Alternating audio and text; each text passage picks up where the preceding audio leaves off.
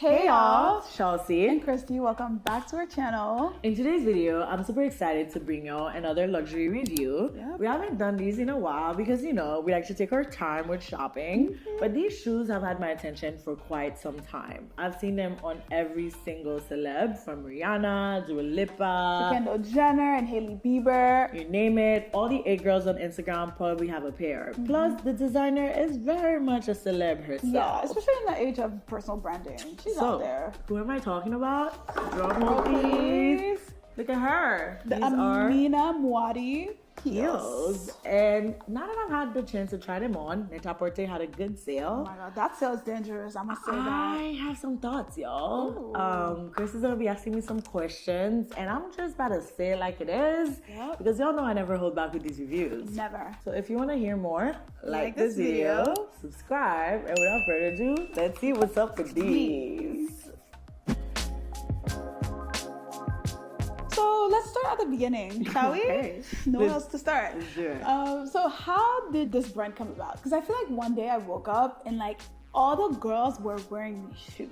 Like, Yeah. How did that happen? It feels like one of those Instagram brands It does. that like took off during the pandemic, because you remember the era when everyone was like dressing up to go nowhere. It was like everyone's caption. Yeah. And they would, do these photo shoots. Like whatever happened to those, God. The those FaceTime photo shoots? images probably never made the light of day, and that's probably for the best. But I think that it came up around this like thirst for going outside that we're all experiencing. But I did a little digging, and the brand has actually been around since 2018. Really? And guess how much they make annually, Chris? Okay. I would say 20 million. No? Lower? High? Wait, Well, 100 higher than million? that. They Let me- make 60 million. Oh, period. Which is pretty good. It's not a small brand, it's not LVMH level, Right. but it's definitely not a small brand. And apparently it's all self-funded, which I'm period. like, she got a little network of super wealthy friends, right? And I think I just was attracted to the shape of them, and especially the heel. Oh, yeah. And just the idea of like someone from a different ethnicity honing in on the luxury space was interesting to me.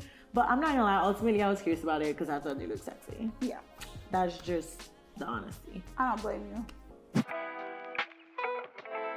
So what do you like about them? And why did you choose that specific model? Because they have the very like, I feel like the ones that I see all the time is the one with the bow or like the one with the sling back. Why did you choose that one? I guess I wanted somewhere to start. So first of all, I bought these for $644 and they were on sale from $1,160, which is still high. Net-a-Porter be like, get $30 off, right? On an item that's $1,000. Right. So I don't know, I was just like, let me start somewhere. And if you know me, you know I love slingbacks, and I didn't mind a little bit of a heel. So the heel is definitely what like drew my eyes to it because of that like flute shape. They call them the martini heel or like the modern Cinderella slippers, right? Like they definitely give you that like glass house kind of vibe.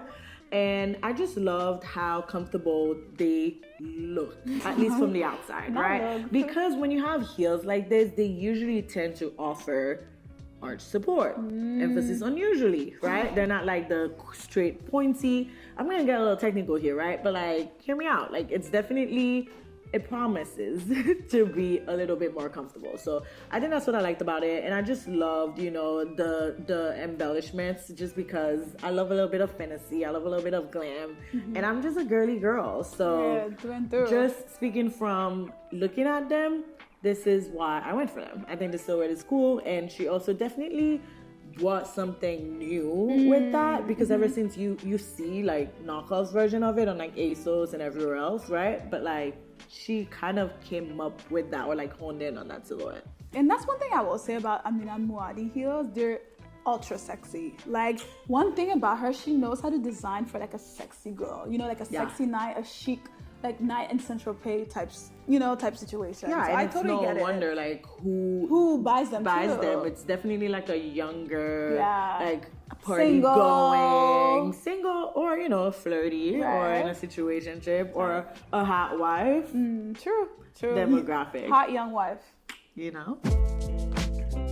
So you get them from Nap, right? they arrive, you try them on. What do you think? What is going through your head? Is it everything you've dreamed of? Okay, I will say that something that surprised me is the sound. Okay, like no, like legit, hear me out. Like what? It feels like there's something stuck inside. Like, as in, like, you know when you leave the beach and like, you're not, They're standing there too. but like you're not off the beach yet, so like there's still sand pouring. That's It's how it that sounds. feeling, and I guess like I don't know if it looks like a Cinderella slipper is like what's inside kind of thing. I don't know, but that surprised me, and already I was a little like, huh. All right, let's see here. So first impression, that was that. Another thing to know is that you should probably size up, right? Because I'm a 7 and I had to go to the size 7.5 for my feet to fully go all in because there was a little bit of it hanging outside. So you don't want that. the same thing is true for the mash and mash heels, just so y'all know, because that's another one I was curious about. So that's another thing. I never know why you need to size up. Like it tells me that there's something about like the overall sizing that's a little off. But I think that the way these are glued on, like you'd have to pull very hard for them to take out. I don't think, there is, sorry, I'm like trying to like, I know, she's like challenge Like, accepted. babe. I think they're securely glued on. I think, it's, if you end up walking through like some rocks or something, like they'll probably come off. And, they're probably not meant to like be there like super tight. Like, they're just there. You don't have to like mess with them. If you don't mess with them, you'll probably be fine. Yeah, and they look pretty sturdy though. I'm not even gonna lie. From like touch. I will say that.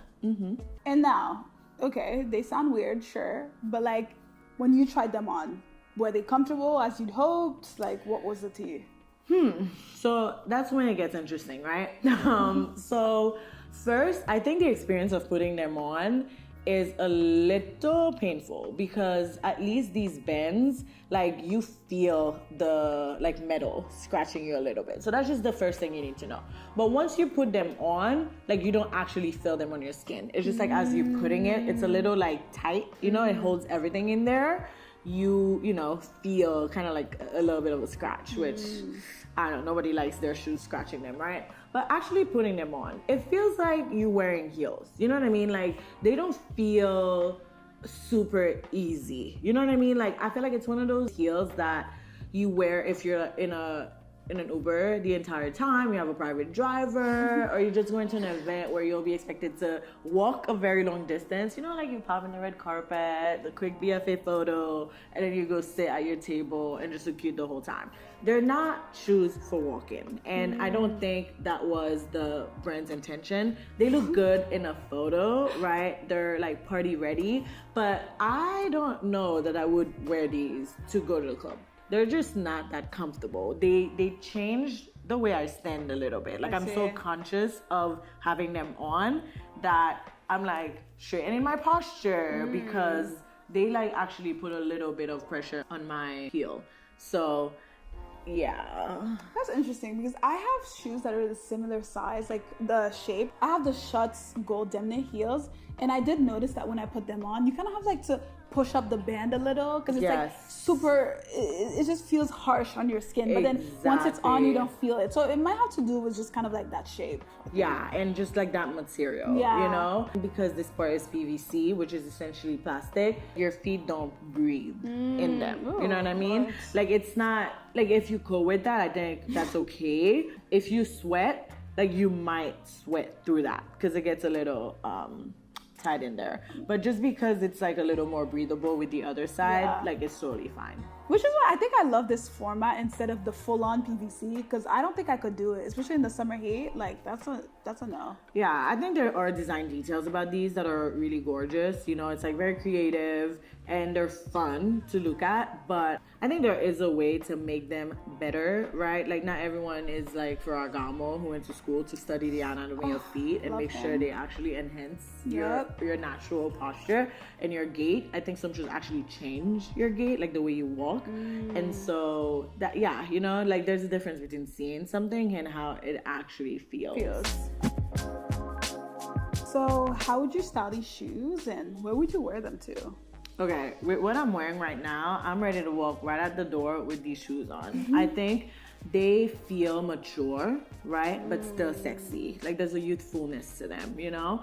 I would wear them to a meet the parents date.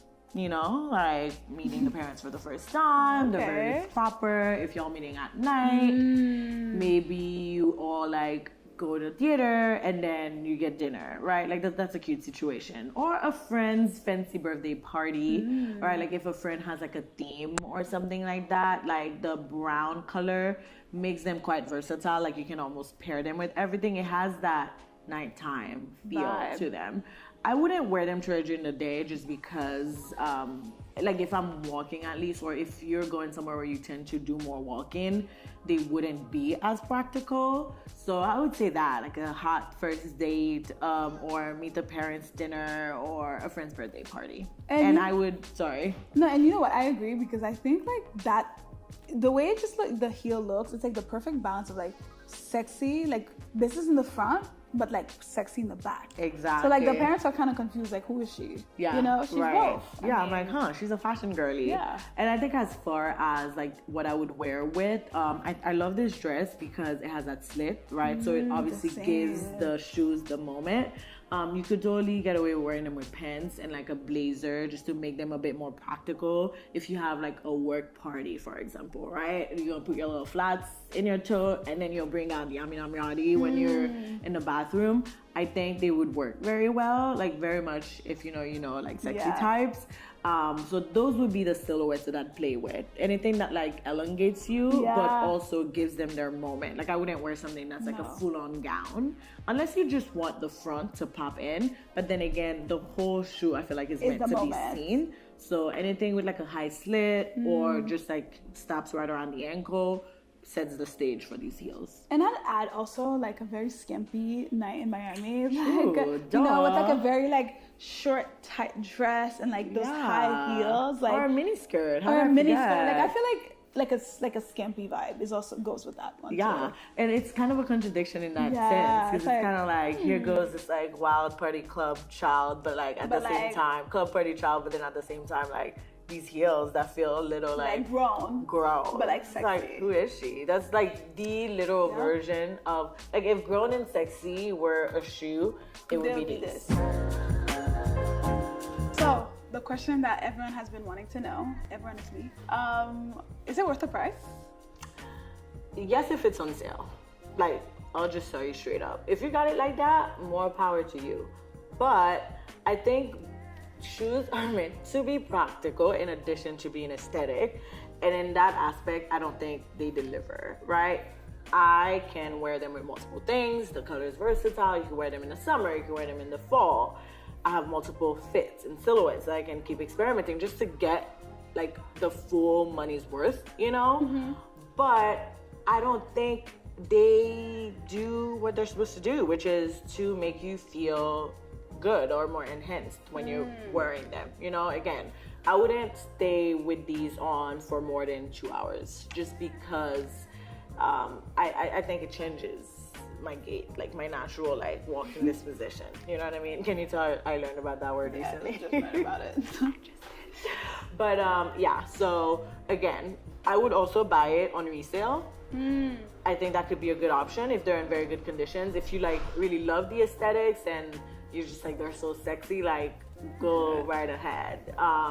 But I think we live in the era of marketing, like the luxury branding specifically. A lot of brands seeks that association with high prices and more exclusivity, and we might just continue to see a trend of shoes that are just beautiful, like and sexy looking and well made looking, right? Without necessarily having any practical value other than the aesthetic value and that like cool girl flex. I see. So I feel like we're in the day and age of just like branding and aesthetics over just durability and longevity of an item. Like, what do you think about that? Yeah, that's definitely true. And I feel like the luxury marketing machine is partly to blame for it, because we've seen the rise of these brands in the past 2 decades, and I think for a lot of designers today it's like such a success story.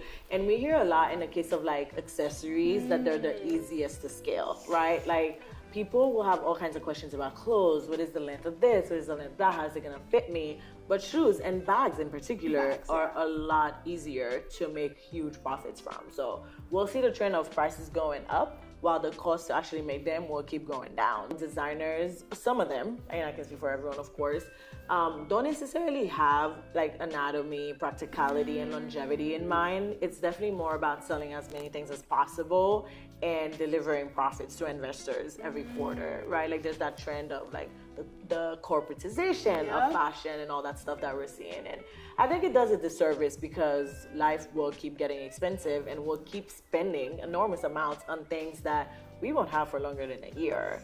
Like that's the thing with things that look good. They look good, but then if we dump them after a year or two, they just don't last. So like destroy the planet. when they're not meant to be practical, they already have a timestamp on them. But like how are you gonna tell people to stop buying luxury?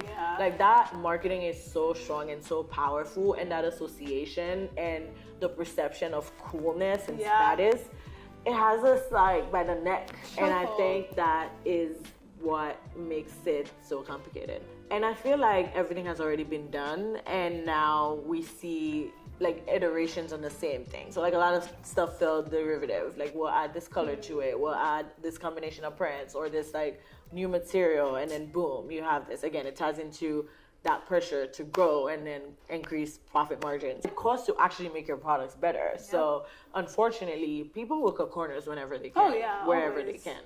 Well, thanks for interviewing me. I feel like we had some good food for thought there, and we could have like gotten more and more about it.